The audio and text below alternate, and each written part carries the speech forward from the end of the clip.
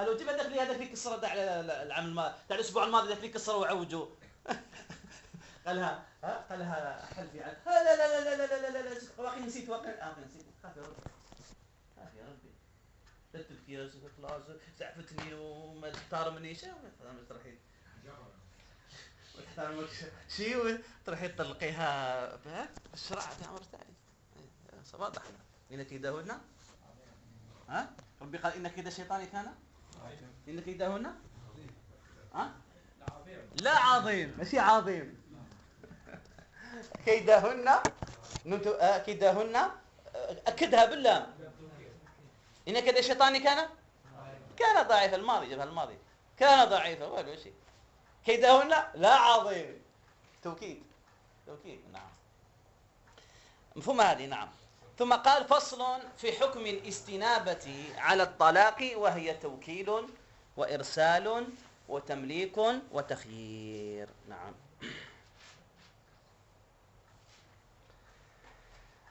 حكم الاستنابة أي طلب النائب. استنابة على وزن استفعال طلب النائب أي أن الزوج يطلب من ينوب عنه في الطلاق. قد غير الزوج يعني قد يكون قد يوكل الزوجة يقول ها وكلتك يعني جعلت أمر طلاق في يدك وكلتك في الطلاق. كأنما ملكها العصمة.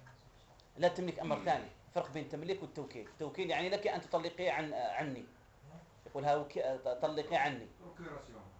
ما بروكيراسيون هذا هو توكيل في الطلاق فقط. في الطلاق لأنه سيأتي أنه في التوكيل يعرفوه هو إنشاء الطلاق بيد الغير. التوكيل في الطلاق هو إنشاء الطلاق بيد الغير. أي أن في التوكيل الطلاق لا يزال بيد الزوج بخلاف التمليك. أنا كي نملكك القارورة هذه نخرجها من حيزي خلاص ملكتك العصمة ولد في يدك. واضح. خيرتك خلاص أمر ثاني. وكلتك لا يعني يبقى الزوج هو صاحب العصمة. تراجعه كلما لا له أن يعزلها بعد ساعة يقول لا خلاص ما نلغي الوكالة. لا أن يلغيها في أي لحظة. الوكالة تلغى في أي لحظة شاء الموكل. ذا الوكالة عام. الحكم خلاص. إيش هو الحكم؟ لا إذا هي في أثناء التوكيل طلقت نفسها خلاص وضع الصورة. له أن يعزل قبل أن تقضي بالطلاق. نعم. ونشرح باختصار يعني التوكيل هذا هو أن إنشاء الطلاق بيد الغير. الإرسال هو أن يبعث رسولا بالطلاق. رسولا يقول له روح قلها هي طالق. هذا هو الإرسال. التمليك هو أن يملك العصمة للزوجة. يقول ملكتك عصمتك. والتخيير أن يخيرها بين البقاء وبين التسريح أو أن يخيرها بينه وبينها. قال خيري إما تبقي معي الزوج أو تسرحي نفسك. يخيرها بينه وبينها. مفهوم ولا لا؟ نعم هذا هو التخيير. الشيخ إذا كان ملكها العصمة ما زال طبعا انتبهوا بالتفصيل. لا مش خلع هذا مش خلع تمليك هذا تنازل. هذا بدون شيء هذا العصمة قد يكون بعرض منها أو قد يكون هو بدله ذلك. صارها يمكن أمور تحت تغيرت يمكن وقال وقيلت من المرأة حبت تروح ولا ملكتك عصمتك تحبي تطلقي قولي أنا طالق أنا مطلقة خلاص أكيد مطلقة أنا وكلتك. هذا واضح الصورة. قد يكون هذا وغالبا يكون التوكيل هذا يكون عند السفر الذي يخشى ألا يرجع كما كان في الأسبق كانت الطرق غير آمنة فيقولها وكلتك عصمتك. إذا ما وليت لا إذا ممكن إذا تكون تحب زوجها توفي تبقى ما تطلبش الطلاق ما تطلقش روحها. واضح. كي يشهد أنه ملكتها عصمتها يعني ممكن ما يرجعش من السفر. وإحنا ما على بالناش حي ولا ميت خلاص باين تعتد عدة وفاة. ها واضح الصورة. إذا ما مات ها مفقود هذا. إيه؟ وهي تقعد 4 سنين حد التعمير، سيأتي في بعض المسائل حد التعمير فتولي 70 سنة في عمرها. إذا كان فيقولها ملكتك عصمتك قد ترى أنها متضرر، اللهم قد ترفع، يجوزها ترفع عمرها للقاضي، يجوزها ترفع عمرها للقاضي، لكن ربما في بعض الأعراف أن ترفع الأمر المرأة للقاضي، كما الآن الحالة الموجودة في البلد أن اليوم حالة المفقودين هؤلاء نعرف منهم الكثير، زوجاتهم ما أعادوا الزواج أو هكذا، أو فيها ما يقدروش لأنهم وخاصة إذا عندها أولاد. إذا ما عندهاش أولاد قد ترفع عمل القاضي ويطلقها القاضي، لا إشكال فيها. ترفع عمل القاضي صغيرة ما زالت صغيرة، إذا عندها أولاد بعد هذه يعني أنت ماشي من المروءة تروح هذا الولد ممكن راح ممكن ميت ممكن يولي تروحين ترفعين القاضي باش يطلق القاضي. واضح الصورة. فربما لو ملكها نفسها لا تختار الطلاق، قال ملكني في حياته ملكني أو شهود عليها خلاص. واضح مخرج نعم. عندما يملك له أن يسترجع ها العصمة. سيأتي سيأتي لا تخييرا أو تمليكا، ليس له العزل في التخيير والتمليك، ليس له العزل حتى تحكم، يعني بعد الحكم يعزلها، يحكم يعني كيم لما يوكلها يقدر يعزلها قبل الحكم. نعم. أما في التخيير والتمليك حتى تخير، في التخيير حتى تخير خياراته هو غير يقول خلاص خلاص المرة الأولى ها المحفوظين شيخ اللي عندهم 10 سنين مباني نعم يجي يطلبها الزواج، هي فيها مانع الموانع الزوجية، هي صاحب زوج وعندها زوجة 10 سنين مباني يرفع أمرك القاضي. يجونا حالات كهذه يقول لهم ارفع أمرك القاضي. طبعا يطلقها القاضي، يطلقها لأنه النفقة انقطعت خلاص. كاين واحد الراتب تاعو مازال يمشي، كاين النفقة منقطعة، إذا يقدر في النفقة بعزم النفقة قد ينظر إلى حالتها، ماشي إهمال مش إهمال لأنه مش مفقود، ما يثبتش إهمال، يثبت عسر النفقة، ما كاش انقطاع النفقة وتضرر المرأة. إذا صغيرة نعم يخشى عليها صغيرة، إذا صغيرة في السن يعني القاضي قد يحكم بالطلاق، لكن بعد يدير مدة ويستجمع ويدرس القضية لا قضية كل قضية تطرح على حدة، كل قضية على حدة. نعم. لكن مشكل، لكن لا في النظر سهل، النظر سهل، ما في الواقع مش أمر سهل. أمي عليه تصور هذا المفقود وليدك، تقبلها زوجتك ترفع عنها تطلب طلاق خلاص. إذا أنت تصورك هي بنتك وتصور المفقود وليدك، تصور العكس، مش أمر سهل. يعني تقول لهم هذا اللي رحمة لا ماشي عبد حجرة، بصح حتى هي ماهيش حجرة، حتى هي واضح تشوف من كل الجوانب. لابد من التعقل، لابد مسألة ننظرها بكل تعقل، تجرد من العاطفة، من العاطفة. وكذلك نعلم الناس الفكر الشرعي.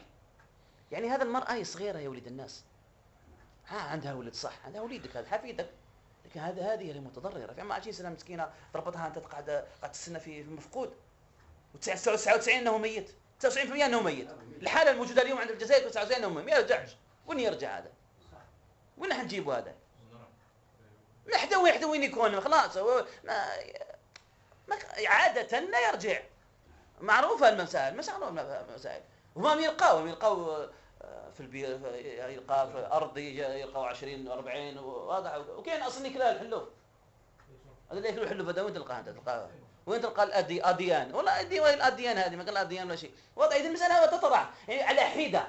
هذا إذا هم سيأتي في باب المفقود، لكن مسألة نطرحها بكل تعقل. ما تقول لي يعني من ميعون نقول الله مباشرة نطلقوهم كامل، ماشي سهلة، ماشي أمر سهل. راعي مشاعر الأولياء مشكل معقد. يقول لك أنا صح، نقول لك هذه بنتك وأنا وليدي ما خمتش عليه، هكذا مباشرة تسرحي روحك وتروحي ماشي محال. يقولها انت ماشي في احلام، ماشي مراه، ماشي كذا، ويقول لك ماشي راجل، يقول لك مع وليدي هذا وهذه العشره هذا والملح، تقولوا يا ولد الناس هذا واضح. اذا لابد من التعقل من كل الاطراف. ها ايوه مش امر في حساسيه كبيره. صحيح ليش كارثه والله انه يشتكى خلاص. ينظر الانسان من المنظار الشرعيه. معليش واحده كبيره في السن، ولا ماشي نفس يكونوا عاقلين يعني. هذا نقولوا 40 سنه في عمرها او 50 سنه وبعد يكونوا عاقلين يا ناس. باي شكل فيكم تفكرون خلاص. حتى وكاين بعض الحالات الاولياء تاع المفقود هم يطلبون منها، قالوا لها يا بنت الناس حكي مشرحه تحبي ترفعي من القاضي مشرحه يا اخي بنت الناس تزوجي حتى كاين يقوم لك باولادك ويقوم لك. واضح الصوره. نوع من التعقل. لكن ما تظنش بلي امر النظري سهل، لكن الواقع شيء ثاني. كما سن احكام الجهاد في النظري شيء ولكن في الواقع شيء ثاني. احكام القضاء كذلك. كبار السلف كانوا يفرون من القضاء. يصعب يعني مسائل كثير يصعب عليك ان تحكم فيها. واضح الصوره. نعم. قال إن فوضه لها توكيلا فله العزل. له العزل. توكيل هذا انعزل. لكن في التخيير لا. تخيير عنك خيرتني، يقول نخيرك تدي هذه ولا ما تديهاش. ما تقول ما خلاص ما زال ما خيرت. كي نختار بعدين حين ما خيرت. واضح الصورة. خيرتها خليها تختار. واضح. وش بدك تخيرها ما تختاروا تسريح تقول انا اخترت الطلاق نطلقها. هذا هو التخيير. واضح. التمليك ان يملكها العصمه. ما دام ملكها العصمه حتى تقول قولتها. اما ان ترضى ان تبقى زوجا لك، واما ان ترى ان تسرح. مفهوم؟ نعم.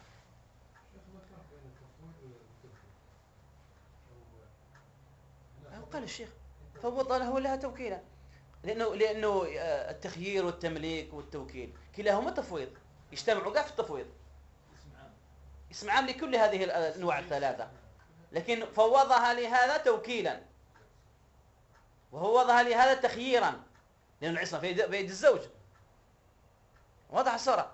كانه فوضها ان تختار، الاخرى فوضها بنيابه عنه في التوكيل. وضع الصوره. التوكيل هو اقوى. ولا التوكيل اقوى ولا التمليك؟ التمليك هو اقوى يعني هو اضعف. ما ينقص يعزل. وفي التخيير ما ينقص يعزل. في التخيير لا يمكن ان يعزل فليس له العزل، وكذلك في التخيير في التمليك ليس له العزل حتى تقول قولتها يعني. نعم. دوك نشرح هذا مشان. فله العازل. وش معنى العازل؟ يوكلها يقول ها وكلت لك. بعد في العصر يقول لها خلاص هذا التوكيل حيته لك خلاص. لو مثل ما قالت هي وكلها باش تطلق نفسها ولا تبقى. وكلها بالطلاق. ثم قال ها نحي لك التوكيل هذا. ما قلناش. او يوكل غيرها. قد يعطي الوكاله لغير الزوجه نفسها. ما تصوروش انه التوكيل هنا يقل الزوجه. تخيير نعم خاص بالزوجه. التمليك هو خاص بالزوجه. مفهوم ولا لا؟ لكن التوكيل هو خاص بالزوجه وغيرها. يدخل فيها كاع يدخلوا. قدر يزيد من الناس يعطي التوكيل لعبد النور يقول له وكلتك. يعني انت انظر ان رايت ان طلق او لا ما تقوله نافذ. نعم. وضع الصوره. نعم. الا لتعلق حقهم. حتى هذه فيها تفصيل. الا لتعلق حق. كأن قالت او اشترطت في النكاح. قالت ان تزوجت علي ضرة توكلني في الطلاق. توكلني في الطلاق. قالها رضيت. هذا الشرط رضيت به. يعني اذا كان زدت او قالت توكلوني ما قالت تملكوني. هذه ما كانتش فقيهه مليح. وكانت فقيهه قالت تملكوني باش ما يعاود كاع يدور. تختار. هذا قادر يوكلها باش ينحيوا لها. واضح. لكن هنا مقيد بمتعلق بحق ولا لا؟ متعلق بحق. فهنا حتى تقول قولتها.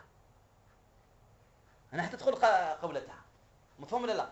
قالت ان تزوجت علي ضرة توكلني في الطلاق. قال رضيت. ان تزوجت امرأة ثانية ضر عليك في الطلاق بيدك. خيريه ها ذكيه. بعد متى يعزل هو؟ ها مثلا لو تزوج عليها خلاص حتى تدخل قوتها يستنى حتى تطلق. حتى قوتها خلاص هذه ما فيش يعزل من المعلق هذا. انا قصدي بعد ما يحقق التعليق. لا هنا ليس له العزل. ان تعلق بحق ليس له العزل حتى تقول قولتها. ها لا وعلى سيدي وعلى سيدي لا طلق نفسها طلق غيرها الله يهديك. ايه هذيك واضحه هذيك ما شاء الله يوكلوا في غيرها كيف هذا. لا في نفسها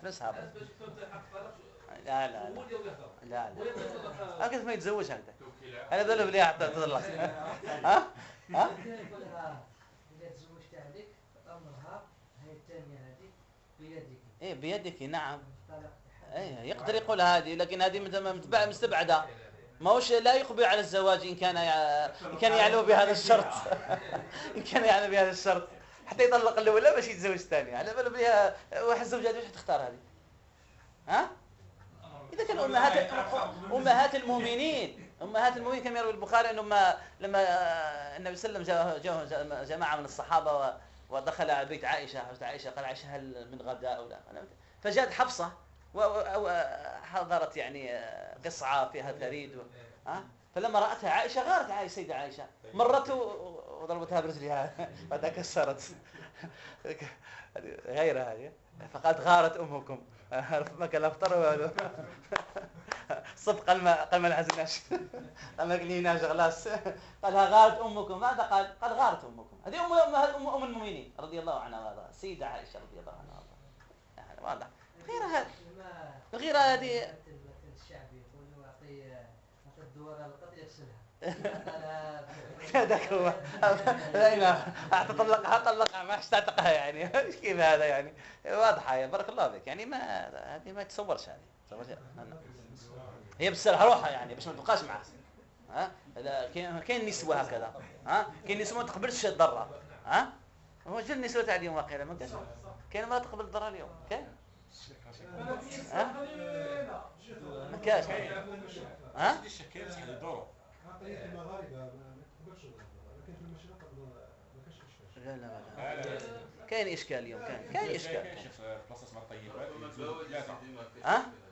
البوادي لا بعض المناطق كاين بلاد القبائل ما عندهمش تعدد هذاك اصلا ما موجود اصلا غير ضروره برك ضروره القصوى. كيف الصحراء شغل في الطيبات. لا صحراء موجود تعدد هذا موجود. نعم شيخ اسمح لي الشيخ موسى على بكر ما كاش ما جاش شيخ الله يحفظك شكرا. الشيخ موسى خلاص ما كاش مشكله اروح الجمعه. نعم زين النقطه اللي ذكرها الاخ يعني هذه شيخ حمد. نعم يعقل شرعا ان يتعلق يعني مصير زوجه بزوجه اخرى. شرعا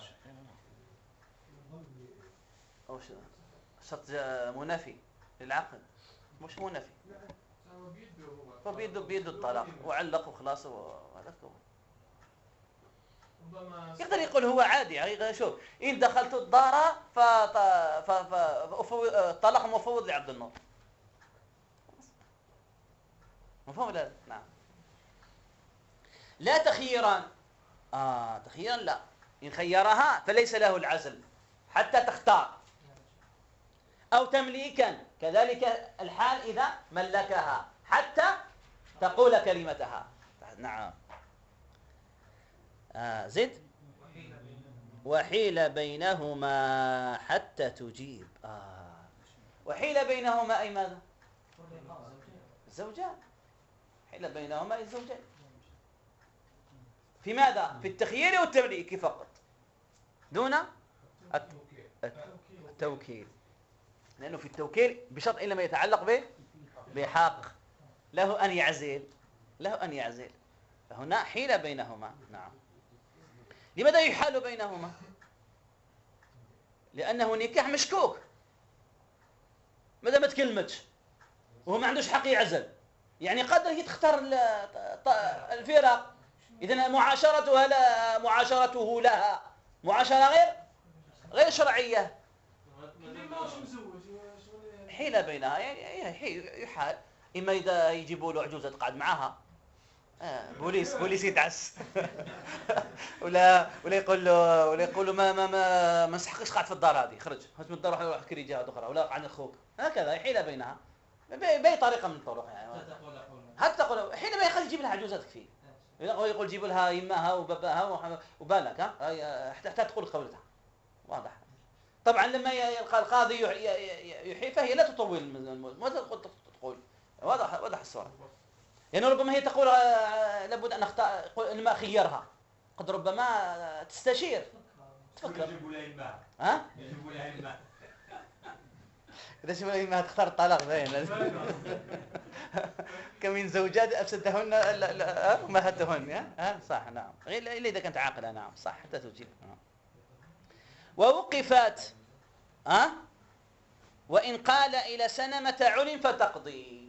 ووقفت معنى وقفت وقفت يعني مرة هي زوجة مرة هي مطلقة. هو مرة هو زوج مرة هو مازال ما اختارت، هو ما عندوش حق يعزل إذا ما يسمى ما رجعش العصمة، وزيد هي ما أصلا ما اختارتش، وفي التمليك ما لم تقل، خلاص توقف. نعم. وإن قال إلى سنة، وإن قال إلى سنة، قال ما خيرتك إلى سنة، نكملوا السنة. نعم. الشيخ والنفقة واجب عليه. هذيك المدة. كيف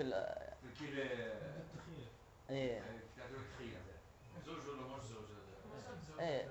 ايه بس هي الزوجيه مازال ثابته، الحكم الغالب الزوجيه ثابته. ايه لابد اسمع، من ارغمه على التخيير؟ شكون ارغمه؟ اخي هو خيرها، اخي هو ملكها، واضح هو ملكها. نعم. والا اسقطه الحاكم. خلاص اذا قال خلاص مده جات عام وما هدرتش ما حبش تهدر، هذا يحب تعلقه يعني حب تعذبه هذا. هذا تعذبه هذا. لا هنا يطلق الحاكم. نعم. والا اسقطه الحاكم. لا اسقطه الحاكم، اسقط الحق. اسقط حق التخيير لانه الزوجيه ثابته. تولي عصمه عليه. نعم. نعم. وعمل بجوابها الصريح. نعم. شوف الطلاق الصريح، عندنا الطلاق الصريح وعندنا الطلاق الكناية. ما قلناه في الطلاق الصريح يعمل به في الاختيار، لما تختار هي الطلاق، لما تقول أذهب إلى أهلي، هذه صريح ولا كناية؟ كناية تنوى فيها ولا تنوى؟ تنوى فيها كما الطلاق. وش تقصدين تذهبين؟ تروح تريحي تروح تستشيري أمك. بالضبط. إذا قال طلقت نفسي، أنا طالق، صريح. أنا مطلقة، أنا مطلوقة، طلقت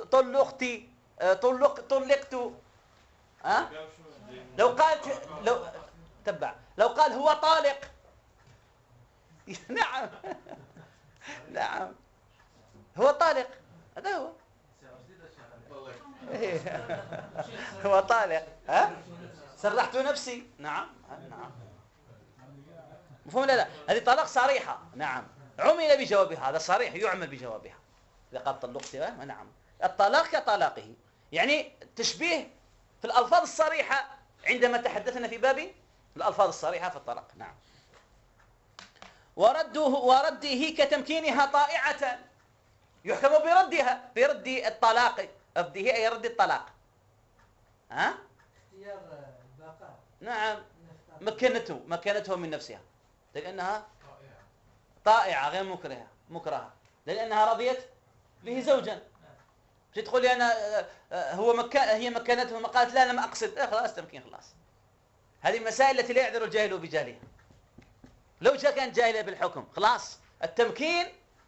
التمكين من المعاشرة قرينة قوية على أنها رضيت به زوجا، أي أنها ردت الطلاق. نعم.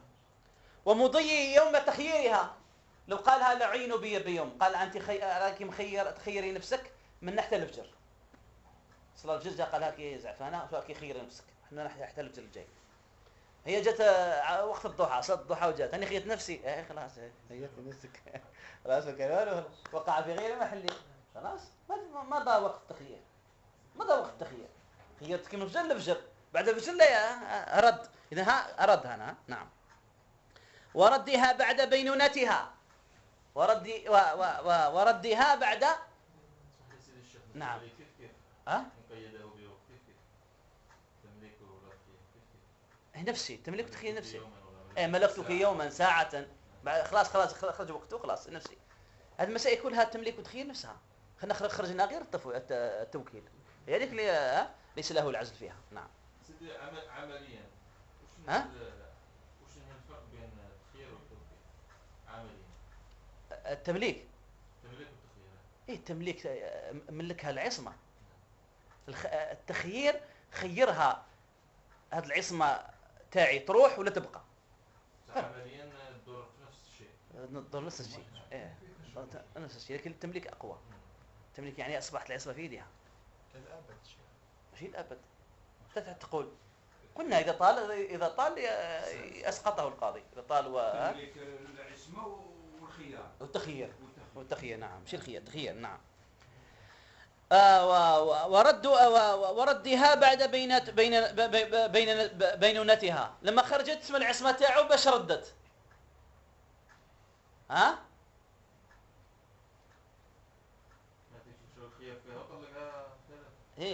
هي ردت بعد بينونتها.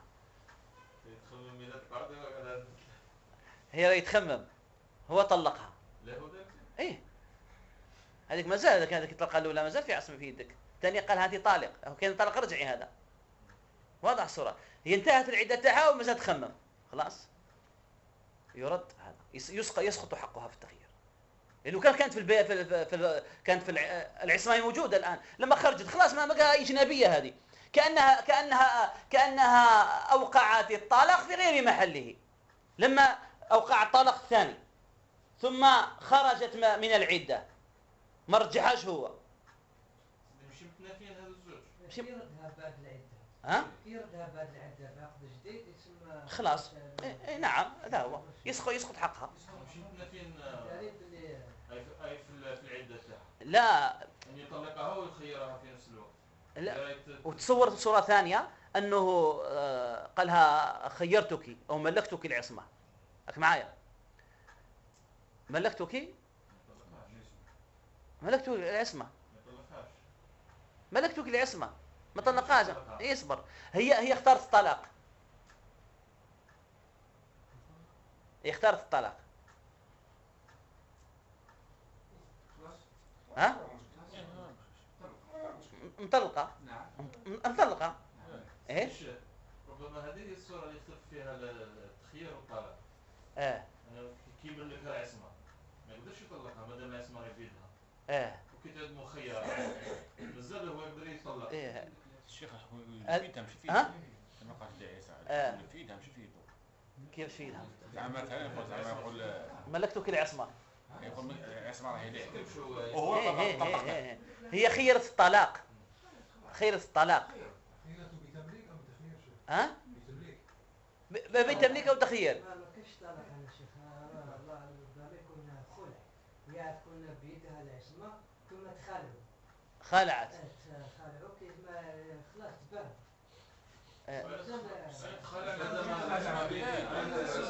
كيف تخالع؟ في دون تملك العصمه. ها؟ عندها العصمه بصح هي خالعت. ايه نعم قد يكون هذا يعني انه خالعت قبل التخيير. ايه ما خيرت ما. اي يكون الخلع كان قبل التخيير. كيف؟ اقرا الشرح. وش قال الشارح؟ قال ما يجي نشرحه. ويسكت ما بيدها بردها للعصمه بعد بينونتها بخلع او بتات لاستلزامها رضاها. واحترز بالبينونه مما لو طلقها طلاقا رجعيا ثم رجعها فان خيرها لا يسقط لما علمت ان الرجعيه كالزوجه. خلاص. يعني طلقها طلاقا بائنا. طلق بائن هذا كيف يتصور؟ طلق بائن كيف يتصور؟ قبل الدخول. تصور قبل الدخول. ما عندهاش عده او بائن. خيرها ما ايه طلقها وخيرها، خلاص ما تختارش. انا اسقط هذا تدخيل كانه ها قد يكون طلق الحاكم، قد يكون طلق الحاكم. ما يتصورش انه يكون خلع، انه خلع عصمه بيدها، طلق نفسها ولا تخلع بمقابل. نعم. ونعم تفضل. مثلا هو خير او ملك. نعم. الان هو هل يمضي طلاقه هو قال انت مخير، ومن بعدك قال مثلا نقولوا الصبح حتى العصر. نعم. قبل العصر هو طلقها قال انت طالق، يمضي الطلاق ديالو؟ هل يمضي طلاق الزوج؟ ماشي في اسمها في هذه الحاله حتى العصر باش تذبح. عاود سرعه. الشيخ هو خيرها قال لها انت مخير من الصبح مثلا حتى العصر، هو قبل العصر طلق، هل نعتد بطلاق؟ نعتد بطلاقه. نعم. هو مطلق، هو يجوز له ان يطلق، لكن من خيرها في العصمه. حتى العصر. لا ملكها ماشي معناتها ما عندوش حق يطلق، هي تولي عندها الحق. معليش انه يولي ماشي زوج هذا او زوجه ويبقى زوج، ما دام زوج له ان يطلق. ملكها العصمه حتى العصر. حتى العصر. تقولوا ما طلقش. خلاص انا نطلق. كيف تفوت العصر طلق؟ لا حتى قبل له يطلق. واضح. هذيك التمليك لتقول قولتها، التمليك انه ملكها لتقول هي قولتها فقط. يعني شنو يعني وكان هكذا نحيلون كانه جرد منه صفه الزوجيه، كانه ما هو الزوج. صح اذا ملك لها العصمه شيخ. ملك لها العصمه. قول لك طالق الله يسلمك. ملك لما يملكها العصمه خلاص. لا قد تطلب الطلاق، يجوز لا تقول انت طالق، خلاص معناتها هي طالق، يقع الطلاق. لكن ان طلقها قابل تطلق تطليقتان، التطليقه الاولى والتطليقه الثانيه تحت تمليك. هذا المقصود. لكن عنده تطليقتين اخرى خلاص بانت يعني بانها هي بانت. نعم. كاين تنبيه تفضل اقرا. قال في المقطيطية إذا وقع طلاق المملكة قبل الدخول. إذا وقع طلاق المملكة قبل الدخول، هذه الصورة اللي جبناها. فلها النصف من صداقها. فلها النصف من صداقها. نعم. بخلاف المعتقة تختار نفسها قبل البناء. بخلاف المعتقة المختار. تختار نفسها قبل البناء، تلك لا صداق لها، والتخيير مثله والطلاق بالتمليق إذا كان بعد البناء رجعي. يعني المختارة شغل أسقطت حقها في الصدق، خلاف المملكة تبقى دائما في نعم. الشيخ القوفيز عندهم طلاق. لا تملك ملكها العصمة، يعني لها أن تختار الطلاق. هو زوج قدر بعد ما يملك يقول أنت طالق ثلاث قال روحي قاعد خلاص له ذلك خلاص ما وهذا يستنى حتى تدخل كلمتها يقول أنت طالق ثلاث خلاص. ملكها باش تختار هي فقط، تختار تقول كلمتها، العصمة بيد الرجل. نعم هذا هو. نعم. وهل نقل قماشها ونحوه طلاق أو لا؟ نقل قماشها أو عفشها أو لباسها أو ذهبها. هي قالها ملكتك نفسك، هي حكمت الفاليزة وراحت تقشها وراحت كما يقولوا، تقشها وراحت. إذا تقشها وش معناتها؟ قرينا على الطلاق؟ يمكن راح تختار. نعم. قال تردد. محل التردد هنا ما معنى تردد؟ ليس هناك نص عند المتقدمين، ليس هناك نص عند المتقدمين، المسألة محل اجتهاد. واضح. محل التردد هنا إن لم تنوي بهذا الفعل الطلاق، وإلا هو طلاق قول واحد. إذا نوت به الطلاق قال انت واش خصتي ديتي الحقيبه تاعك؟ قال خصت بني خلاص كيف نفسي خلاص طلاق. مفهوم ولا لا؟ اما اذا انت قالت لا، قلت انا قلت نروح للدار نخمم خلاص مازال حتى تدخل واضح الصورة. نعم. كانت مثل لبسة حوايجي بان دراحة سترت دار خمار. تسترت خيرت نفسها. نعم. تسترت. نعم. سترت هذه خلق نفسها، حكمها نفسها. نعم. فقيها ما عندها خيرت بالفعل. قد قصدك قصتي روح قلب لي خلاص انا اجنبي عليه. فهم لا؟ نعم. اي لكن هو الطلاق رجعي، طلاق رجعي يجوز لا يشوف مازال له حق المراجعه. واضح الصوره. نعم. اذا كان قبل الدخول. نعم. اذا فعلت هذا قبل الدخول. اذا فعلت هذا قبل الدخول. نعم. شيخ تردد هنا ذكر القولين تاع الامام ابن شاس. اقرا القوله. قال ابن شاس ان صدر منها ما يدل على زوال سلطانه عنها. نعم. مثل أن تنقل قماشها فذلك طلاق ولا يقبل قولها لم أرده. أي في القضاء قضت حكم قضت هذا زيد. ابن رشد إن لم تجد المملكة بشيء وفعلت ما يشبه الجواب مثل أن تنتقل أو تنقل متاعها سئلت إن قالت إن قالت لم أرد طلاقا صدقت. نعم سئلت. هذا هو. نعم. مفهوم لا سيأتي هذا سيأتي. تردد هنا. وقبل تفسير قبلت أو قبلت أمري أو ملكتني برد أو طلاق أو بقاء. إن قال مثلا هو قال ملكتك العصمة، هي ماذا قالت؟ قبلت. المحذوف هذا قد يكون تمليك. قبلت الطلاق، قبلت البقاء، تقدير محذوف. قبلت ماذا؟ أنا لابد تسأل. هذا نرجع السؤال يسبقت على مذهب ابن شاس مباشرة هو طلاق، على مذهب ابن رشد تسأل يبقى على السؤال. واضح الصورة. هو على هذه الصورة جابها بعد السؤال يسبقت باش ما تشعبش الفروع. إذا كان على أنت اخترت مذهب ابن رشد خلاص مباشرة اسألها. إذا اخترت مذهب ابن شاس فلا الإشكال خلاص إشكال في هذا. لكن قبلت هذه تحتمل، هذه العبارة تحتمل. قبلت ماذا قبلت؟ نعم تقول أنا قبلت الطلاق خلاص من كيف طلق. قبلت البقاء، قبلت الرد، قل قبلت الرد. قبلت العصمة فقط ما رايش تخرجت من يدك خلاص زكاة. قبلت التمليك خلاص. يقولها ما قولي قولتك الآن. قبلت تمليك قولي قولتك. هذا يسألها باش يعرف كل حاجة. قبلت الطلاق خلاص لا يحتاج إلى السؤال الثاني. قبلت الرد لا يحتاج إلى. قبلت البقاء لا يحتاج إلى. قبلت التمليك يحتاج إلى سؤال ثاني. خلاص العصمة بيدك وش تختاري؟ قال اختار البقاء. قال أمهلني أياما أستشير. نعم قد تستشير. نعم. نفس الصورة. أو قبلت أمري. ماذا قصدي قبلت أمري؟ نفسها الاسم. قبلت أمري يعني أمر بيدي. يحتم ما قالت والو تسأل ماذا قصدت قبلت أمري؟ البقاء خلاص بقاء. قبلت الطلاق طلاق، رد وهكذا. نعم.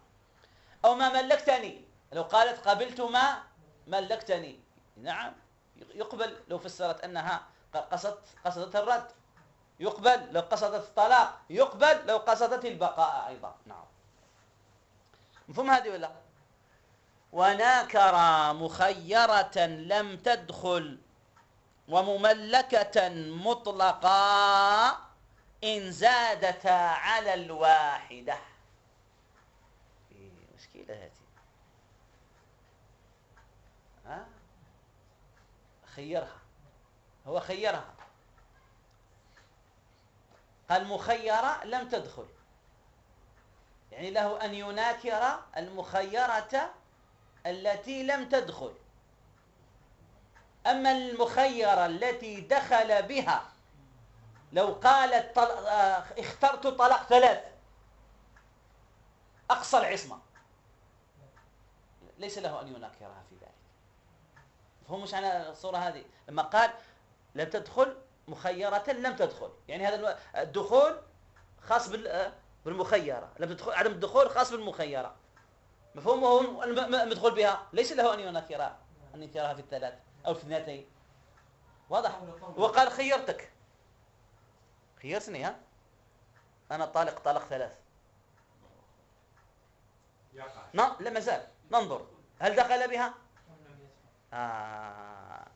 لا، إذا لغيم يدخل بها لا أن يناكر، لا أن يناكر، قولها واحد برضه ما تيجي طلق باين طلق واحد باين، خليه ما يدخل باين ما كاش رجع يعني. واحد إذا كان دخل بها ها ليس له أن يناكر، مفهوم ولا لا؟ نعم. سقط حق خلاص طلقها. هو أطلق، لأنه أطلقها، هو قال خيرتك. لو قال خيرتك في طلقة واحدة خلاص هو اسم يحدد، خيرتك في طلقة واحدة، ملكتك عصمة طلقة واحدة، اسم يحدد، مفهوم ولا لا؟ نعم. لا وعلى التفرط هذه، إذا كان هي قبل الطلاق هذه خلاص، وكفى الله منه قتال.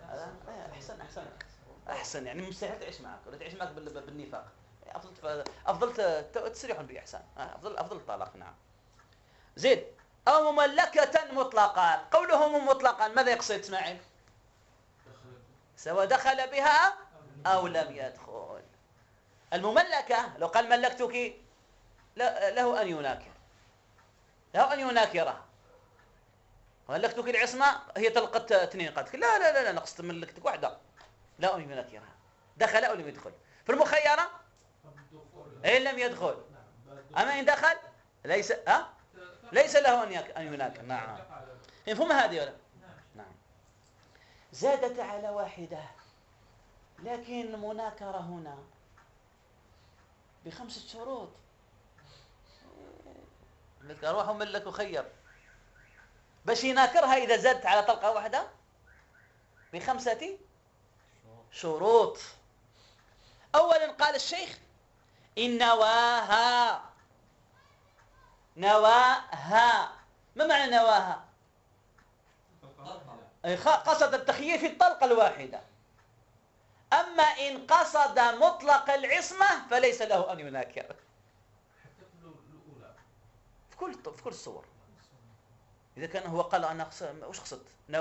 وش نويت؟ قال نويت طلقة واحدة خلاص، طلقة واحدة نويتها. مفهوم ولا لا؟ هذا شرط أول. خرج بقول نواها إن لم ينويها، ما نويش طلقة واحدة. أو إن لا، إن نوى مطلق التخيير. درتها لي قبل بها هذه الصراحة نفسها، ليس له أن يناكر. مفهوم ولا لا؟ نعم. الشرط الثاني وبادر. مش هي خير الطلاق 3 وسكت، بعد شهر قال لك لا 3 كيف؟ أنت لم تبادر الإنكار. عدم مبادرتك للإنكار قرينة على أنك أسقطت حقك في الزيادة، في المناكرة. أنت عندك حق تناكرها في 2 و3 راضي خلاص. يعني الشرط الثاني أن يبادر، أن ينوي. زد واحدة أن يبادر وبادر. نعم. هذه لا يعذر بها بالجهل. هذه لا يعذر بها بالجهل. كيف؟ هذه الصورة لا يعذر بها بالجهل. لا يعذر. وحلف أي حلف إن دخل، وإلا فعند الارتجاع. وحلف أنه نوى الواحدة عند التفويض. واضح؟ أي دخل بها يزم يحلف، يقول أنا يا قصدت واحدة، ولا غير حلف قصدت واحدة ماشي 2. هذه قبل ليه؟ نعم يندخل. أو عند الارتجاع كي جاي يراجعها قالت له وش ترجع؟ خلاص أنا أطلقت 3. لا والله أنا قصدت أن أخيرك في طلقة واحدة. المملكة المخيرة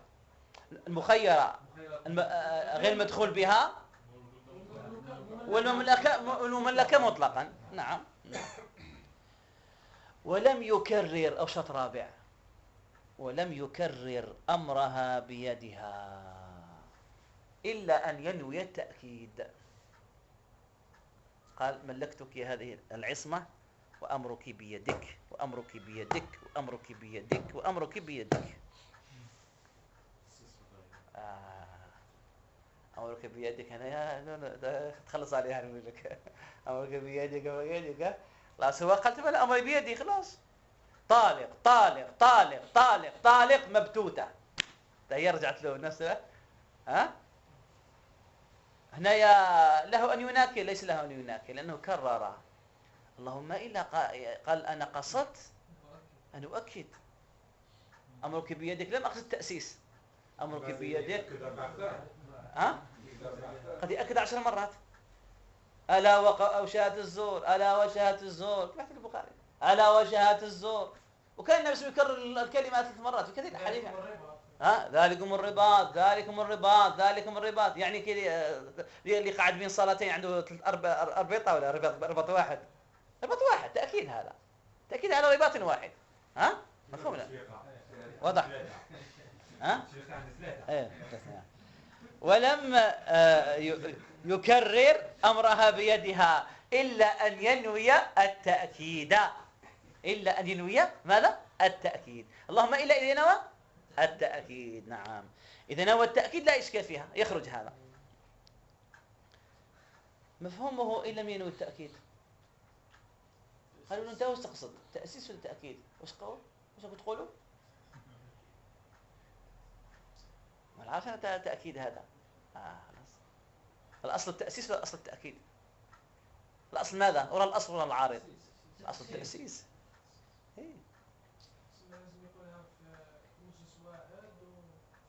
أصل التأسيس ما هوش التأكيد. التأكيد لازم يكون في مجلس واحد ويكون على النسق ويكون وينويه. لازم ينويه.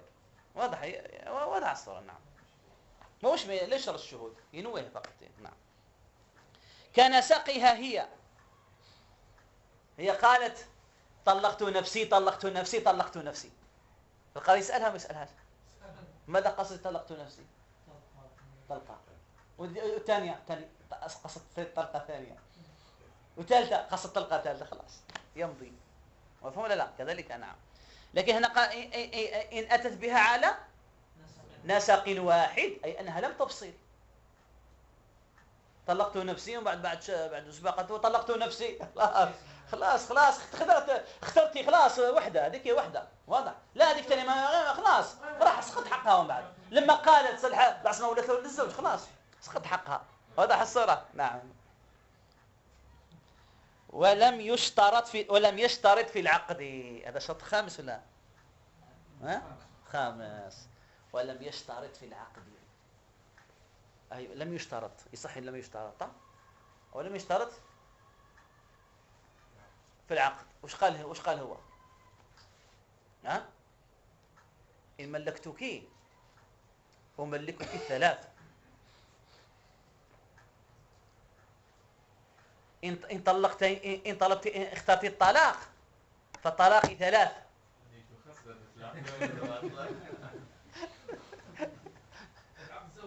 هي في العقد يخموا على الطلاق. لو في الزوج يخموا على الطلاق. هم يشترطوا على الطلاق. لا حول ولا قوة إلا بالله. يعني بنوها على الطلاق وما بنوش على الزوج. ها؟ تشترط هي في العقد في الفاتحة تشترط بالزواج باش تملكني طلاق 3. الطلاق كلها. الطلاق كلها خلاص. مع الطلاق كلها الطلاق 3. إذا قالت مرة واحدة أنت طالق نصرفها طلاق 3. أنت ملكني طلاق كلها. كذا يعني طلاق واضح. هي قالت أنا طالق خلاص نحملوه على الشرط على الطلاق كله. واضح الصوت. هذا هو. لا إذا اشترط التمليك والتخيير يصح يكون واحد يقول لك 3. واضح يعني ما كاش مناكرة المناكرة على الزيادة مش مناكرة على أصل الطلاق. لا له أن يناكر. لا هذا إن اشترطته في العقد. إذا في العقد اشترطت قال أن تملكني الطلاق كله أو أن تخيرني في الطلاق كله. خلاص إذا قالت هي أنا مطلقة خلاص. ما يعقدش. ما يعقدش. كيف؟ كيفاش؟ تقولوا الزوج وتملكني طلاق. العصمة إذا نطلق وحدها تلصق 3. خلاص. ما يعقدش. ينعقد ثلاثة، ينعقد ثلاثة، هو رضا يعني ملكها خلاص. واضح؟ ها؟ ايه هذا هو. نعم. زيد. وفي حمله على الشرط إن أطلق قولان. نعم. إذا أطلق هذه الصورة، أنا ملكتك، هل على الشرط؟ قال ملكتك فقط، هل يحمل على طلاق ثلاثة؟ هذه الشرط. هنا قولان، الصورة تاعك فيها قولين. الصورة الأولى قال الطلاق كله، الشرط هي الطلاق كله، الشرط أن تخير في الطلاق كله. واضح؟ هنا لا أطلق ولم ينوي، قال أملكك الطلاق، أطلق. هل إنما أطلق يحمل على الثلاث الأقصى، أو يحمل أو له أن يناكر في زيادة على واحدة في المخيرات غير المدخول بها، وفي المملكة مطلقا سواء دخلها أو لم يدخل. مفهوم؟ الأول لمحمد بن عبد الله بن مغفل وابن مفتحون من المالكية، هذا من القضاة. ابن مفتحون قاضي من قضاة الأندلس، قال بأنه يحمل على الشرط، يحمل على الإطلاق، يحمل على الشرط الصورة اللي سبقت. وابن عطار قال بالثاني، قال لا، واضح، يحمل على واحدة مش على ثلاثة. نعم. وقبل إرادة الواحدة بعد قوله لم أرد طلاقا. وقبل إرادة الواحدة بعد قوله، أي قول من؟ الزوج. نعم. قبل من؟ أي من الزوج، أي قبل من الزوج المملك والمخير أنه أراد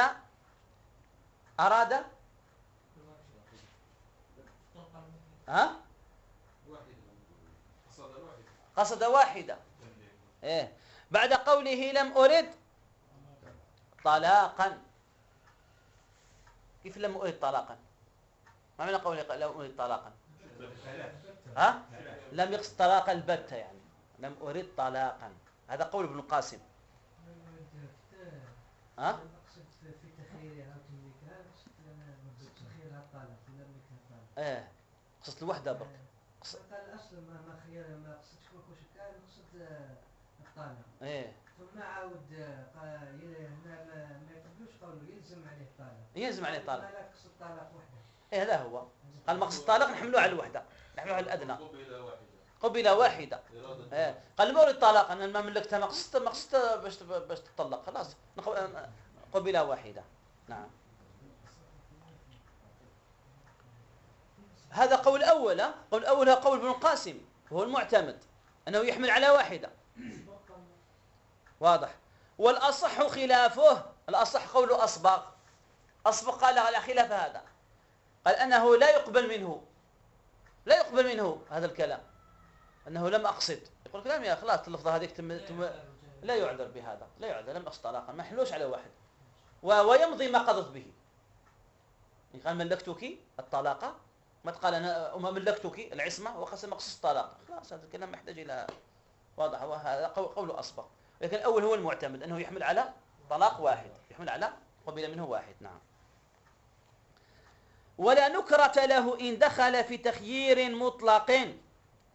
ولا نكرة له إن دخل في تخيير مطلق. معنى تخيير مطلق إنه غير مقيد، لا بطلقة واحدة ولا بطلقتين ولا بثلاث طلقات. قال خيرتك نفسك كما حبت هي تحكم بما رأت. ندخل بها. خلاص ندخل بها خلاص. واضح الصورة هنا. لا دخلها سبقت خلاص. هناك كرام مخيرة لم يدخل بها. واضح الصورة.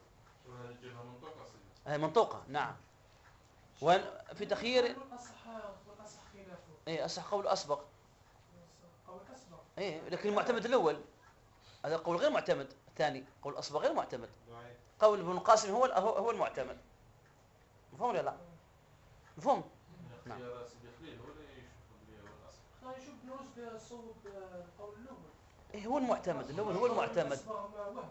القول الأول هو المعتمد في الفتوى عند المالكية، والثاني هو صححه هو أصبغ، الصح عنده أصبغ. هنا سيدي في قال الأصح. إيه. تصحيح أصبغ ولا تصحيح اختياره هو؟ لا ما يقصدش، يقصد تصحيح أصبغ، ما يقصدش أصح تصحيحه هو.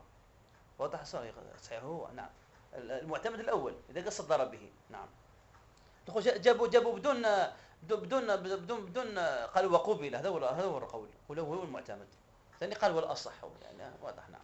في الحاشية حيث العدوي علق على قوله الأصح خلافه قال ضعيف. إيه هو ضعيف. إيه. قال هذا ضعيف معتمد ما قبله. إيه نعم معروف، هذه ضعيف في المذهب المقصود به. ما هو خلاف المعتمد يولي ضعيف في المذهب، ضعيف من حيث النسبة إلى المذهب، مش ضعيف من حيث الدليل. علاش عبر بالأصح؟ الأصح عند الأصبغ هو صح هذا الرأي، أصبغ عنده هذه الآراء كلها وصح أصح، قال أصح كذا، عبر بعباراته. مفهوم ولا لا؟ نعم. أصح خلافه. نعم. ولا زد ونوصلنا. نعم. في تخيير مطلق لا ليس له أن ينكر، لو قضت بواحدة هي واحدة، لو قضت بطلقتين فهي طلقتين، وهكذا. وإن قالت طلقت نفسي سئلت بالمجلس وما بعده وبعده. طلقت نفسي لأن هذه اللفظة تحتمل. ماذا تقصدين بقولك طلقت نفسي؟ صريح في الطلاق، في العدد، ما هوش صريح، إنه في العدد. نعم. تسأل عن العدد. طلقت نفسي خلاص ما بقاش كلام، هذه صريحة في الطلاق. لكن ما على بالناش حنسأل واحد ولا زوج ولا ثلاثة، واضح الصورة. فلا أنت تسأل. نعم. سئلت بالمجلس وبعده، إما في المجلس أو بعد المجلس، اللي يتمكن بعد المجلس. نعم. فإن أرادت الثلاثة لزمت في التخيير.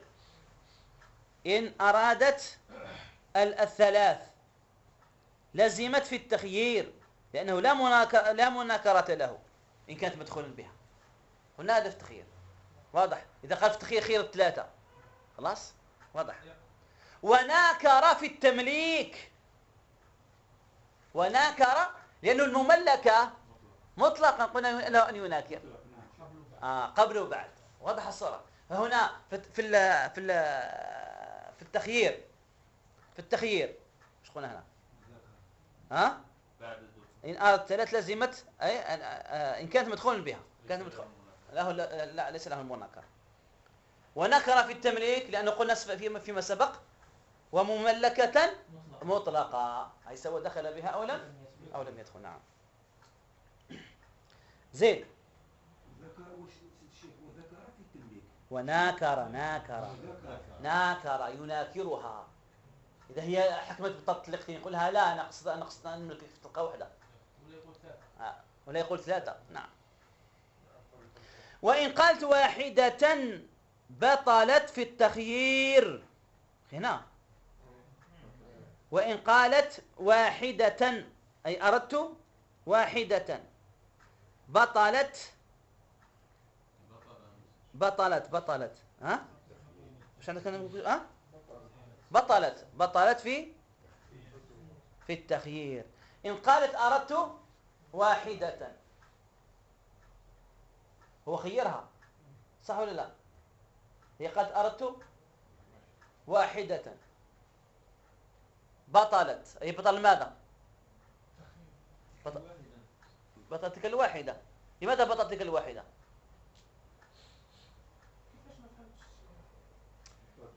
إن قالت واحدة بطلت في التخيير. إن قالت واحدة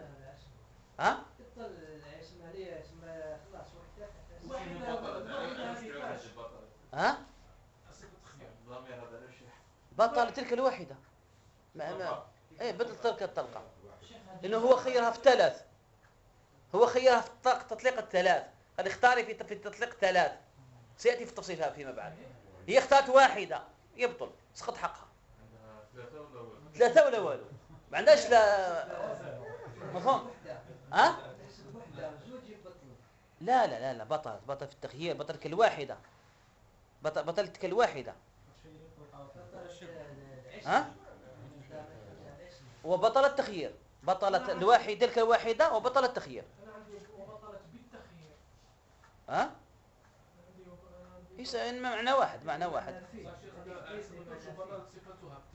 ها؟ هو خيرها في الطلاق ثلاث، خيرتك في الطلاق ثلاث. قالت أنا أطلق نفسي واحدة. القاضي ها؟ خلاص هذا هو هذه الصورة. الوحدة لا تعلم بلي يقدر يراجع. لا طلق ولا مش حفظ. لا هي خيرها في الطلاق ثلاث. مش في هو قال خيرتك في الطلاق كله. أطلق أو يحمل الطلاق كله.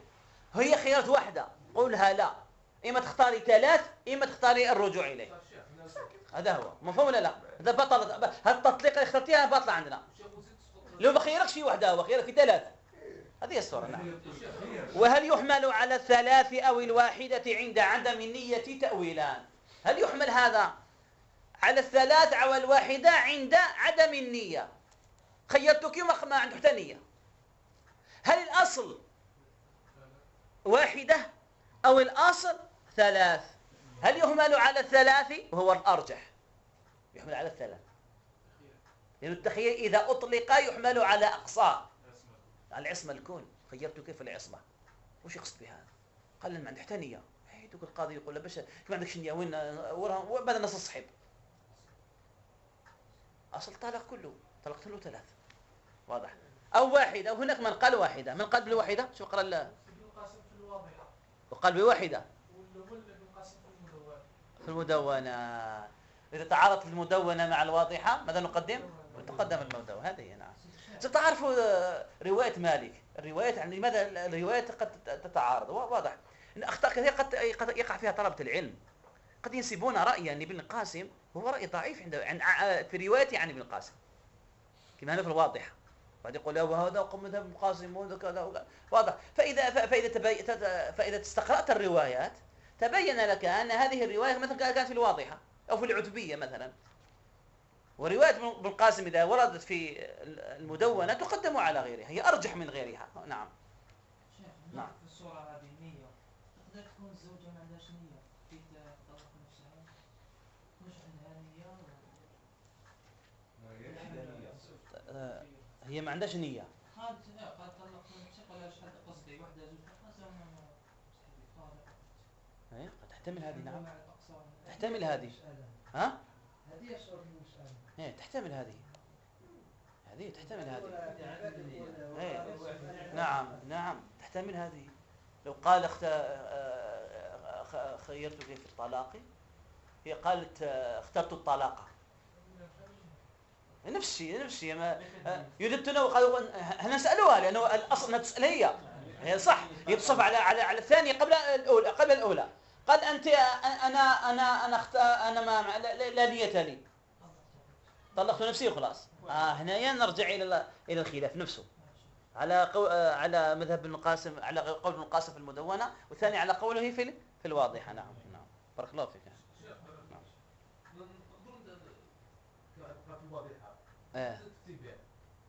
طبعا رأي طبعا رأي. نعم يفتى به. نعم.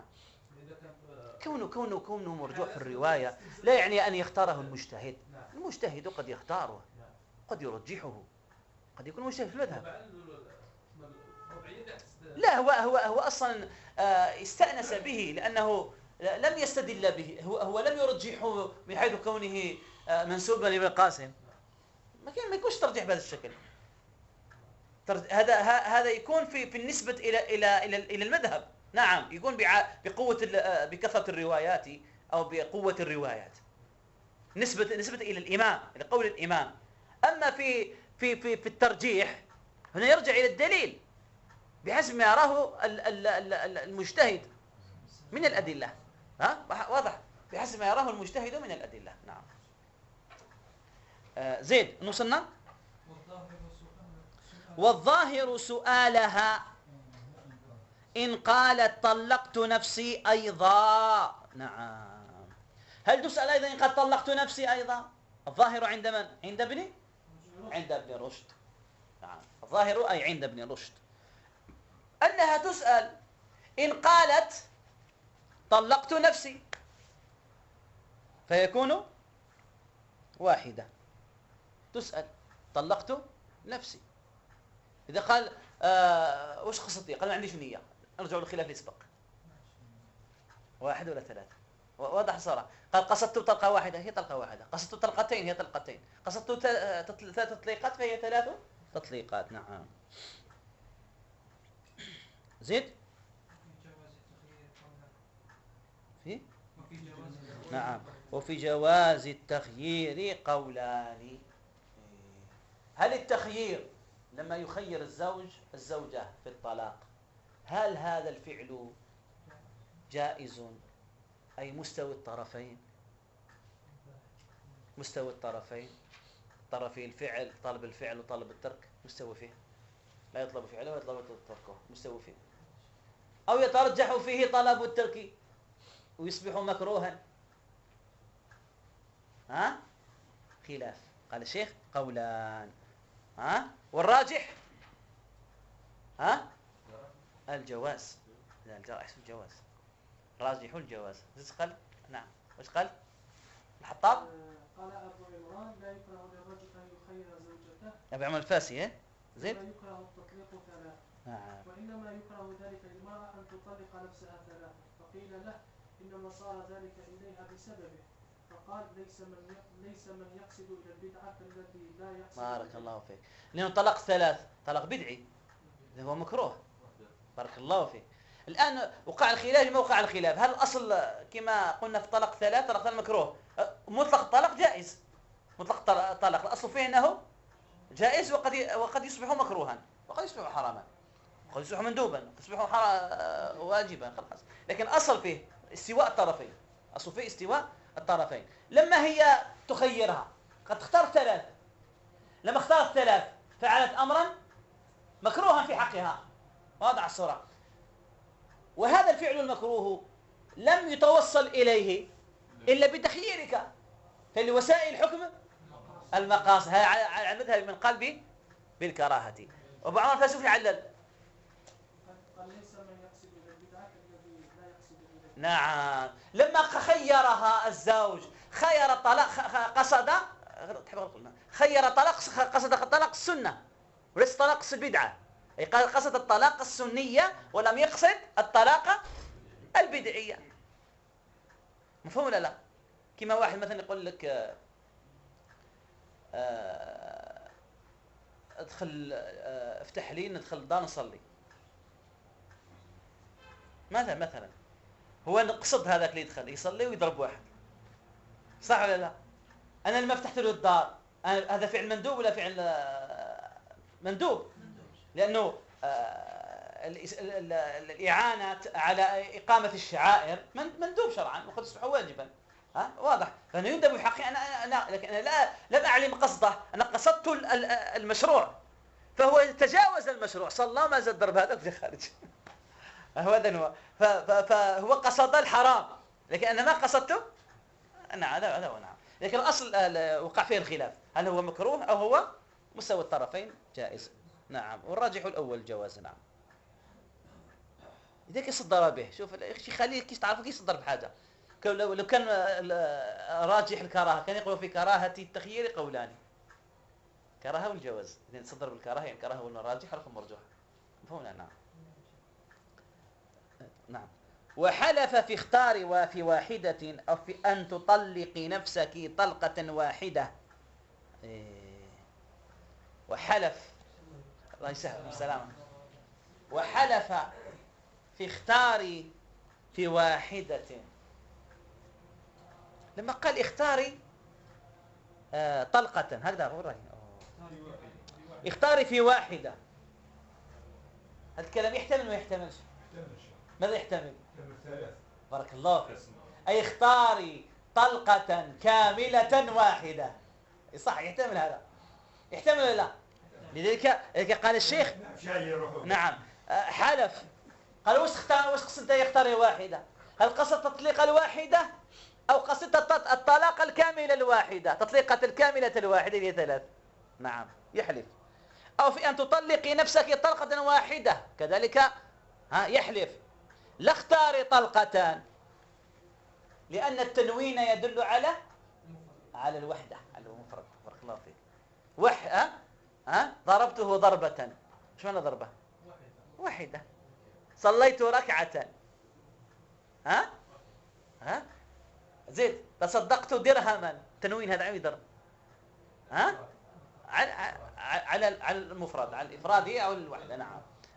لما قال اختاري طلقة، أي طلقة واحدة، ما يحتملش يقول بخلاف ما لا تؤول، بخلاف اختاري طلقة، بخلاف لو قال اختاري في واحدة، أو أتطلقي نفسي طلقة واحدة. نعم.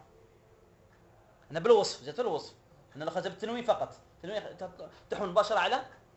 نعم. زيد. وبطل انقضت بواحدة في اختار تطليقتين. نفس اللي سبقت. بارك الله فيك. قال اختاري وش قال؟ اختاري في اختاري تطليقتين أو في تطليقتين. هي اختارت واحدة، هل يمضي هذا الطلاق؟ لا يمضي، ويسقط حقها في التخيير. خلاص. بارك الله فيك. أو من تطليقتين فلا تقضى إلا بواحدة، فلا تقضى أو لا تقضي إلا بواحدة. لو قال اختاري من تطليقتين،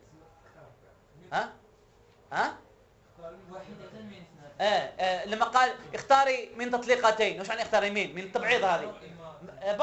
بعض تطليقتين، بعض تطليقين شرعا فاش ما يقدرش يقول بعض ربع عشر، ربع حكمه واحد ونصف. واحد يقول لي البعض من هذه تحتمل في اللغة التبعيض، تحتمل في اللغة، لكن في الشرع لا تحتمل، لأنه ذلك البعض يكمل.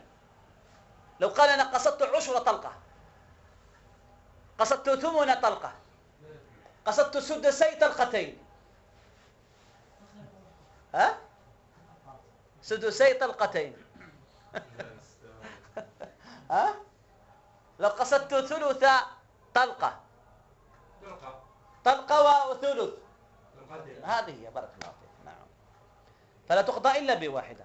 لما قال من، يعني لو قالت طلقة وعشر، قل هذا 10 راح، ما نحسبوش، أنا واحدة فقط، هذيك المين، لأن كي يولي فوق النصف يولي ما يوليش مين، ما يوليش تبعيض، يولي جل، والجل ليس بعضا، الجل ليس بعضا.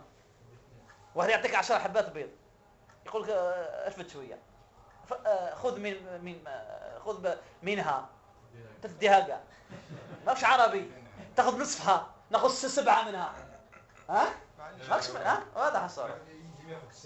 نصفها ب80 تكون هنايا. جا واحد جا معاه 21 حبة تمر، اللي يجي يهضر معي يقول له وتر، قال له ما زيد وتر قص. قال له واحد قال له حبة واحدة، قال له اعطيني 3 حبات، قال له وتر، قال له 21، قال لي سنين نحي زوج يبقى وتر. واضح. فهنا ليس بعضا، ليس بعضا. نعم. وبطل في التخيير المطلق انقضت بدون 3، كطلقي نفسك 3. لو قال خيرتك في الطلاق، على 3، الألف واللام هذه تدل على المعرف، طلاق كله، طلاق الكامل يعني. واضح. هنا اختارت وحدة، كيف لازم 3 ولا ولو؟ 3 ولا لا شيء؟ نعم. هذا دقيقة نكمل الصورة هذه. أو طلقي نفسك 3، قالها طلقي نفسك 3، اختاري تطلقي نفسك 3، قال طلقت نفسي 1، لا شيء. طلقت نفسي تطليقتين، لا شيء. واضح الصورة. وسقط حقها في التخيير. مفهوم؟ نعم. ووقفت إن اختارت بدخوله على ضرتها. ووقفت إن اختارت بدخوله على ضرتها. هو قال خيرتك في الطلاق، خيرتك كيفاش؟ في الطلاق. هي تستعمل الحيلة، هي عندها ضرة، قالت له إن دخلت على الضرة اخترت الطلاق. مشكلة هذا مش مشكلة؟ ها مشكل ولا مشكل؟ ايه طبعا لا تطلع صح لم تحسن الامانه ما حسمتش ربما هي يحب يبقى مع الاولى مع هذيك اللي خيرها. فهنا ماذا يفعل القاضي؟ ها وقفت نعم حتى تحسمي تبتي في المسألة ماذا تقصدين؟ واضح الصورة لأنه هو عنده حق الزوجية مع الضرة فهي زوجة لابد أن يدخل عليها. نعم فهنا توقف حتى تفصح إما طلاق إما تختاري. الشرط مطلقا ولا هذا السؤال؟ ها؟ الشرط مطلقا طبعا إن لم يبادر الزوج إذا بتقالها حبت الطلاق يدخل على يجي داخل عند الضرة خلاص. لكن إذا كان هو بقى محير قال أنا ما هذا الخير الشرط ما قبلوش. ولا علاقته بشرط آخر؟ كيف شرط آخر؟ شرط آخر لا إشكال لا توقف. شو مطلقا في الضرة فقط؟ في الضرة فقط. نعم في الضرة هذه في الضرة نعم. ها؟ إيه قالت له مثلا إن سافرت فاخترت الطلاق خلاص هذا زمن مؤجل هذا ما فيش إشكال. لكن هذا في حقوق تعلق بحقوق واضح حقوق الزوجية واضح الصورة. نعم. ورجع مالك على بقائهما بيدها في المطلق إن لم توقف أو توطأ متى شئت. شوف ورجع مالك أي إمامنا مالك اختاروا الطلاق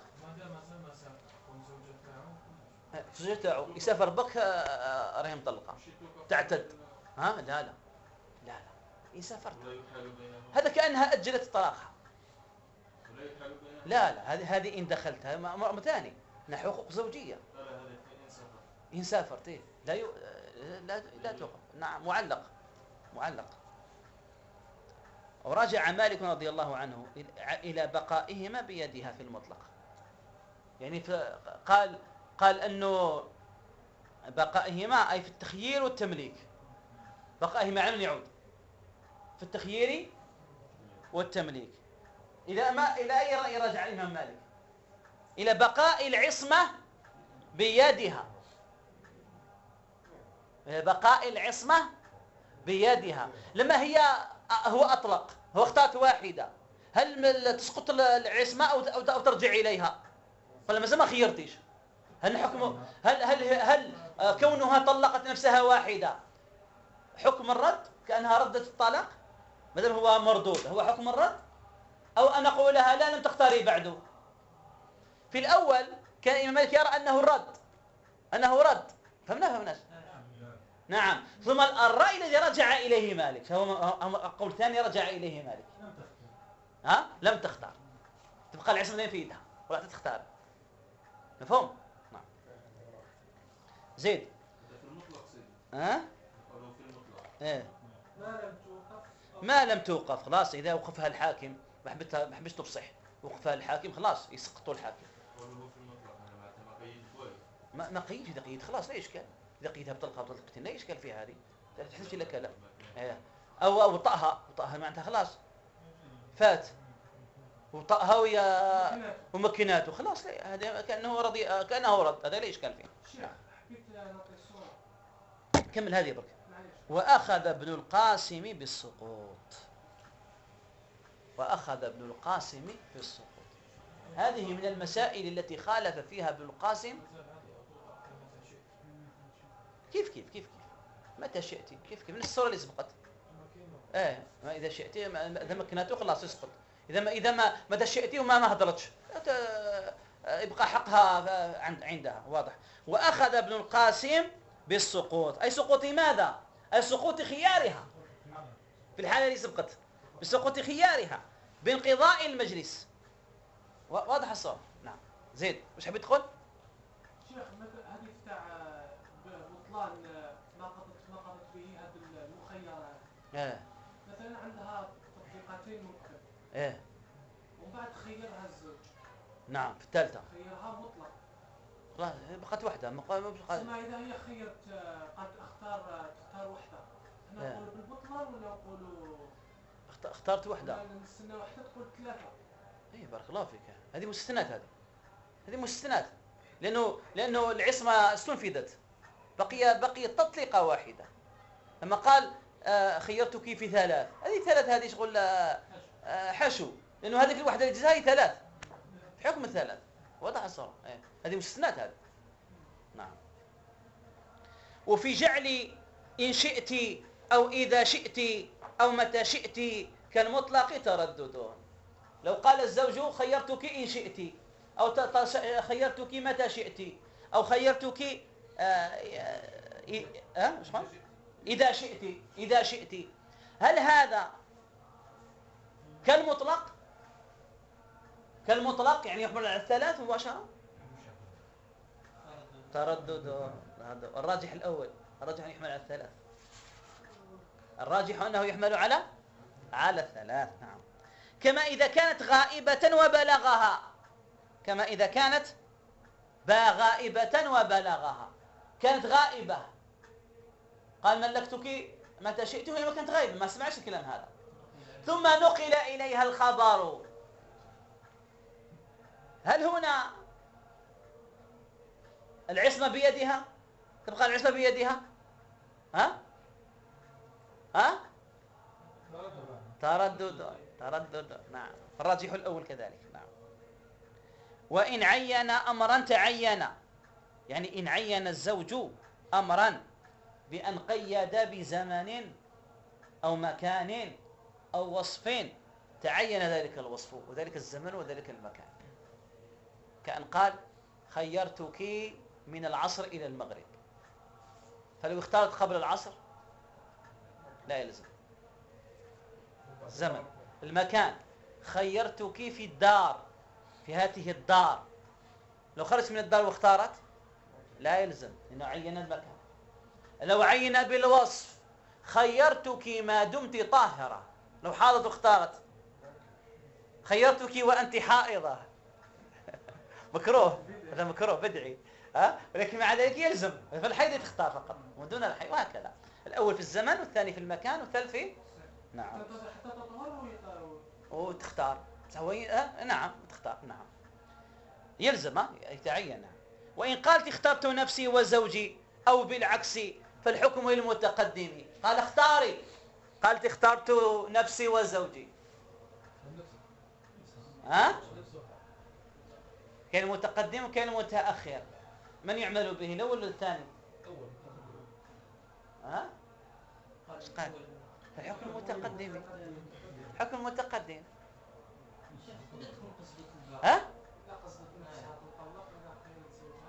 لا ما لا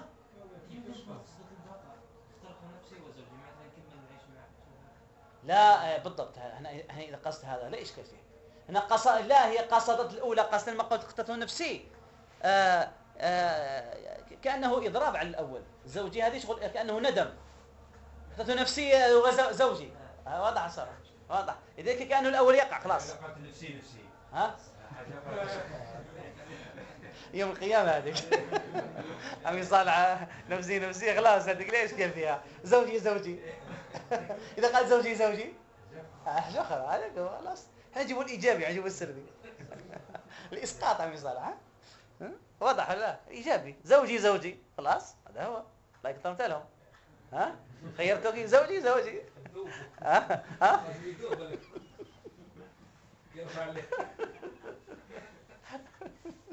كمان الله يجيبك يدوبك ان شاء الله. انا خايف تعود تحضر معنا خليل، هذيك الخالفه ماشي الخالفه تحضر معنا سيدي خليل هذا. يا لطيف يا هلا مهلا، لا تدوبك في الخير ان شاء الله. هما يعود على ماذا المثنى هذا؟ التخيير والتمليك خلاص، لانه لا التخيير والتمليك لانه التوكيل هذاك ما خلاص خرجنا هذاك التوكيل هذاك لا اشكال له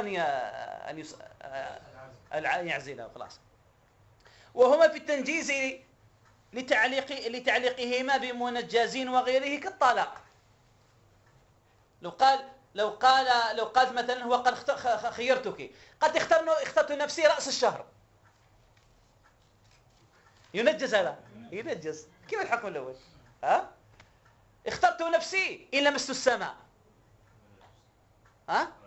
علق بمستحيل عادة. بارك الله فيك. واضح؟ نعم. هنا كالطلاق، يعني هذا ما ينجز فيه في الطلاق نفسه ينجز فيه في اختيارها للطلاق. نعم. ولو علقهما على من يعود الضامر هذا. خلاص توكيل هذا نحو هذا التوكيل يرسل سهل والله خراني هذا خسر عليه حروف. عندك اللي فيه المشاكل بزاف هو التمليك والتخيير. التمليك والتخيير. نعم. ولو علقهما أي الزوج بمغيبه شهرا فقدم ولم تعلم وتزوجت فكالوليين. قالت شوف وش قال الزوج؟ إنني مسافر فإن أرجع بعد شهرين فأمرك بيدك. معي ولا؟ هو جاء في 22 يوم جاء دخل البلاد لكن ما شافهاش، هي لم تعلم به. بعد شهر خيرت نفسها جاء هذاك مباشرة تزوجها دخل بها تزوجها وعقد عليها. فهنا قال الشيخ فكالوليين كالزوج أو كالأب الذي يوكل وليين يزوجها زيد ويزوجها عمرو. إذا لم يتلذ بها الثاني فهي الأول. هذا زوجها في محرم وهذا زوجها في ربيع الأول متقدم. إذا زوجها عمرو في ربيع وتلذذ بها كأن قبلها أو عاشرها هي للثاني فات. كذلك هنا فكالوليين يعني هذا الزوج الثاني الذي تزوج لأنه إن لم يتلذذ فهي للأول. إن تلذذ وعلم فهي للثاني وأثيم. لا هي للأول ويعزر الثاني. يعزر للشبهة ولا يعزر وإن علمت حد الزنا هذا إذا كان وقع جماع زنا هذا اسم الزوجة تواطؤوا عليها قالوا هنا اجرب بس واضح بعد شهر القيوم انهار بالضبط هذه هي واضح صورة علم نعم المحصن. شكون المحصن؟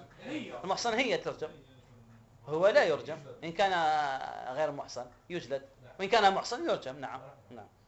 وبحضوره ولم تعلم فهي كعلى خيارها. وبحضوره ولم تعلم هو احذر قالها إذا جيت قبل الشهر إذا ما حضرتش قبل الشهر أمرك بيدك. هو احذر هي ما تعلم تبقى على خيارها. واضح الصورة فتختار لأن المقصود بالحضور حضور المجلس. إذا أطلق الحضور أصل فيه حضور مش لا مش حضور المكان لا إن علمت لا أي إشكال. إن حضرت إذا دخلوا البلدة خلاص